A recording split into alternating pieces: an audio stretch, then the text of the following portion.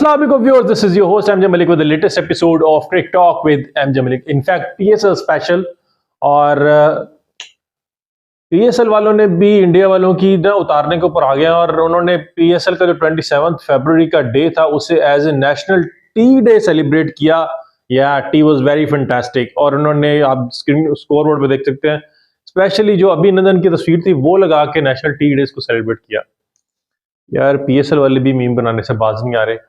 अगली बात करता हूं मैं मैच के बारे में। PSL का जो मैच था वो खेला गया, another Housefull jam pack stadium गया और लाहौर का जो क्राउड है वो ऑब्वियसली लाहौर है। फिर भाईजान लाहौर द क्राउड है तो ऑलवेज हमेशा रिस्पॉन्ड करना था। लाहौर में हमेशा जो मैचेस हैं वो जैम पैक जाते हैं और अभी एक परसों शायद 2 या 3 तारीख को एक और मैच आने वाला है। उसके बाद कराची किंग का मैच भी यहाँ पे होगा और लाहौर को अपने जो होम ग्राउंड का एडवांटेज है वो पूरी तरीके से वो यूटिलाइज कर रही है। आउटस्टैंडिंगली उन्होंने इस्लामाबाद यूनाइटेड को बीन के नीचे लगा के हराया, दबा के उन्होंने पहले धोया उन्हें और उसके बाद फिर दोबारा धोया उन्हें। ठीक है, और मैच शुरू होता है टॉस जीत के, फिर अगेन टॉस जीता शाहीन शाह अफरीदी ने और बैटिंग का फैसला किया। अब देखें कि इनके पास बेंच कितना तगड़ा है। इनके पास ऊपर में ताहिर बेग था, वो भी अच्छा खेल रहा है, अच्छा बच्चा नॉक कर रहा है। उसके बाद फखर जमान की फॉर्म लगी हुई है और वो जो फखर जमान ने 33 स्कोर किए हैं, बड़े आउटस्टैंडिंग, सबसे ज्यादा छक्के मारने वाला PSL का प्लेयर बन गया। विकेट देखे उसने, बड़ी इतनी जोर से शॉट मारी है टॉम करन को कि बॉल बैट से लगने के बाद विकेट तोड़ गई, इतनी पावर थी शॉट के अंदर। और वहां पे आउट होता। उसके बाद जो इनिंग ऑफ द मैच थी वो थी अब्दुल्ला शफीक की। इतना कंसिस्टेंट बैट्समैन है आपके पास, इतना उसकी टेक्निक इतनी सॉलिड है, फिर भी आप उसे सिर्फ टेस्ट क्रिकेट तक रिस्ट्रिक्ट कर, ना वो वनडे साइड में आता है ना ही उसे T20 में आप खिला रहे हैं। समझ नहीं आती कि पाकिस्तान टीम के वो नेशनल साइड के अंदर सिर्फ टेस्ट के तक रिस्ट्रिक्ट क्यों रखा गया। उसका 187 का स्ट्राइक रेट है। ठीक है, पिछले मैच में भी उसका स्ट्राइक रेट देखें और अभी मैच में भी उसका स्ट्राइक रेट देखें तो much better than maybe Babar और रिजवान से तो वो बेहतर ही खेल रहा था स्ट्राइक रेट के लिहाज से। रिजवान तो की अपनी क्लास लगी, फॉर्म लगी हुई है, लेकिन अब्दुल्ला शफीक की भी अपनी क्लास डेवलप हो रही है और वो भी मे बी इन फ्यूचर आपको नजर आएगा कि अब्दुल्ला शफीक जो है he could be the top rank player among the best all around the globe. तो बात उसके अलावा करूंगा, अब्दुल्ला शफीक ने 45 स्कोर किया, उसके बाद सैम बिलिंग की 33 रन की थी और एंड में चिप इन था सॉलिड तौर के ऊपर जो कहते हैं रजा का और राशिद खान का, और दोनों ने मिलके जो है वो उन्होंने एंड में स्कोर जो है 200 तक पहुंचा दिया।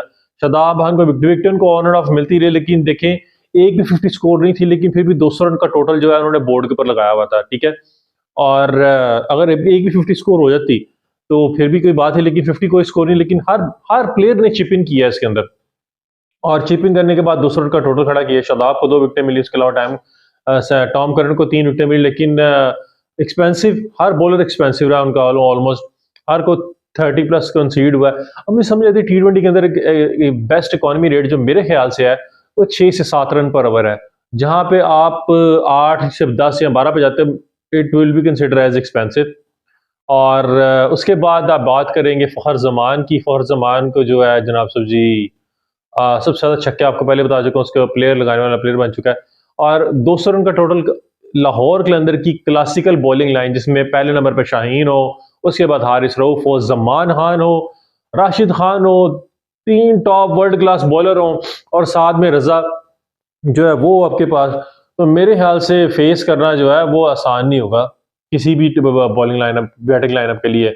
और उन्होंने बड़ी खुशियां मनाई जी इस्लामाबाद यूनाइटेड ने कि जी उन्होंने बड़े तरीके से जो है वो they mark themselves safe on the official Facebook page कि उन्होंने अपने आप को सेव किया। शाहीन शाह अफरीदी के पहले ओवर में वो विकेट निकाल पाए और उससे वो बच के, लेकिन इतने वो उल्लू के पट्टे हैं, मैं क्या कहूँ। ये पहला ओवर उन्होंने बचा लिया शाहीन अफरीदी का, बाकी उन्होंने इतने चालाक भी देखेंगे, उसने आखिरी 2 ओवर भी नहीं खेले शाहीन अफरीदी के जो रह गए हुए थे। ठीक है, पहले ओवर से तो बच गया, आखिरी 2 ओवर भी नहीं खेले। उससे पहले उन्होंने सोचा कि जी टीम पहले ही बेड़ा गर्क कर ले और 90 का स्कोर के ऊपर सारी की सारी टीम जो है वो बेड़ा गर्क करके वो आउट हो जाती है और 110 रन की एक बड़ी डिफीट, सेकंड हाईएस्ट डिफीट रही है। PSL की 117 रन की पहले मुल्तान सुल्तान के पास डिफीट है, दूसरे नंबर पर ये आ गई है। 110 रन से T20 के अंदर आपने हारना हो, ये तो कोई बहुत ही पैथेटिक परफॉर्मेंस थी इस्लामाबाद यूनाइटेड की। बड़ी जो पिछले मैच के अंदर उनके जो धुरंधर बैट्समैन थे एक भी नहीं चला। बात ऊपर सर एक उनके पास क्या नाम है एक आयरलैंड का प्लेयर था, वो भी नहीं चला। उसके बाद शादाब खान भी नहीं चले, आसिफ अली भी नहीं चले, आजम खान भी बिल्कुल क्रैक हो गया। और उसके बाद कोई उनका टॉप का रैंक का बैट्समैन परफॉर्मेंस ही नहीं देखा। फ़हीम अशरफ नीचे से आउट हो रहे हैं, हसन अली स्ट्रोकर है वो भी नहीं चल सका। 90 पे सारी टीम जो है वो खिड़की हो गई और मैच जो है वो बुरे तरीके से शिकस्त का सामना करना पड़ा। डेविड विजय ने 3 आउट किए और उसके अलावा इकोनॉमिकल बॉलिंग आप देखें सिकंदर रजा की और राशिद खान की। सिकंदर रजा ने 2 आउट किए, सिर्फ 6 स्कोर दिया, और राशिद खान ने 4 ओवर में 8 स्कोर दिया और 2 उसने भी आउट किए। और पिछले मैच की निस्बत देखें तो इस मैच में दोनों ने अच्छी परफॉर्मेंस दी है, और दोनों ने परफॉर्मेंस देने के बाद जो है वो कंटेन किया दोनों को। इस मरतबा लाहौर ने जो पिछले मैच की स्ट्रेटजी थी, पिछले मैच में उन्होंने रन ज्यादा कंसीड किए, तो इस मरतबा उन्होंने अपनी जो बॉलिंग उस पर ज्यादा काम किया और रन को कंटेन करना सीखा कि जहां पे आप रन कंटेन करेंगे वहां पे ऑटोमेटिकली विकेटें गिरेंगी। और शुरू में आप देखेंगे कि गुरबाज पहले आउट होता है, उसके बाद लाइन लग जाती है और सारे 1 बाय 1 जो है वो डगआउट में जा रहे थे। और एक अच्छा इन्वायरमेंटल माहौल था। डेविड विजय जो थे मैन ऑफ द मैच रहे। और उसके बाद बात करेंगे, ये तो था पीएसएल का मैच। एक अच्छे नोट के साथ लाहौर के अंदर जो है वो अपने टॉप ऑफ द टेबल आ चुकी है। और पहली दफा हुआ है कि जो टॉप ऑफ द टेबल है, मेरे ख्याल से पे 5 मैचों के बाद पिछली सीजन और उससे पिछले सीजन उठा के दे ले तो 5 मैचों के बाद पहले ही दफा हुआ है कि ये टॉप ऑफ द टेबल आए हैं। डेविड विजे को मैन ऑफ द मैच दिया गया और फिर द मोमेंट का मैच जो था वो शायद उनको मिला है फख्र जमान को। और इस तरह क्योंकि उन्होंने बड़ा अच्छा कैच पड़ा था गुरबाज का, अदरवाइज वो मैच रह जाता जिस तरह की उसकी स्लॉगिंग हिटिंग है। तो ये तो था मैन ऑफ द मैच के पीएसएल की न्यूज़। और पीएसएल के बाद स्विच करते हैं दिल्ली बॉर्डर गवास्कर ट्रॉफी के बारे में। पहले 2 जो मैचेस थे इसमें बीजेडी ट्रॉफी के दिल्ली और नागपुर की पिच उसको एवरेज करार दे दिया गया।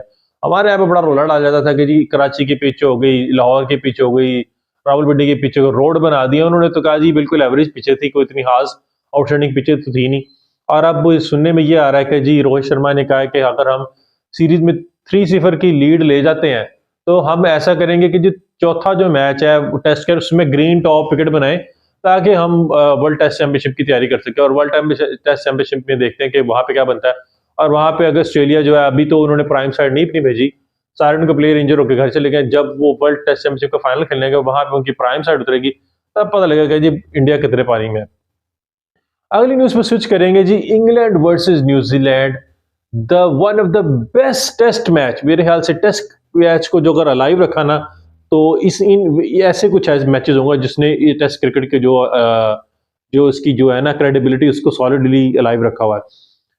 एक स्कोर से द बेरेस्ट ऑफ मार्जिन, आप कह सकते हैं कि द बेरेस्ट ऑफ मार्जिन, जो वर्ल्ड कप में फेमस फिक्रा था कि द बेरेस्ट ऑफ मार्जिन, जहां पे वो चौकों बाउंड्रीज के काउंट से जीता था इंग्लैंड वर्ल्ड कप, और यहाँ पे जो था वो सिर्फ एक स्कोर से वो जीते हैं।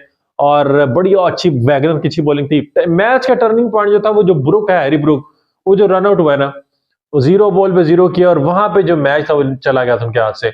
और उसके बाद ऑल दो जो रूट ने 95 रन की अच्छी नहीं खेली थी, लेकिन जब आप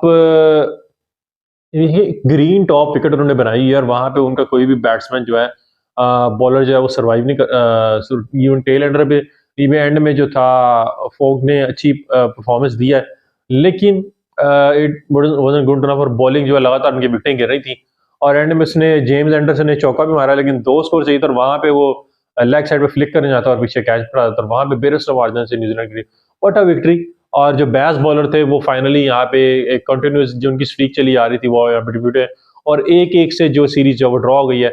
और ये 3rd कंसेक्टिव सीरीज है जो अपने होम ग्राउंड के ऊपर न्यूजीलैंड ड्रॉ कर रही है। और पाकिस्तान में वो ड्रॉ कर गए थे, लेकिन होम ग्राउंड के भी उनकी 3 कंसेक्टिव सीरीज ड्रॉ गई हैं।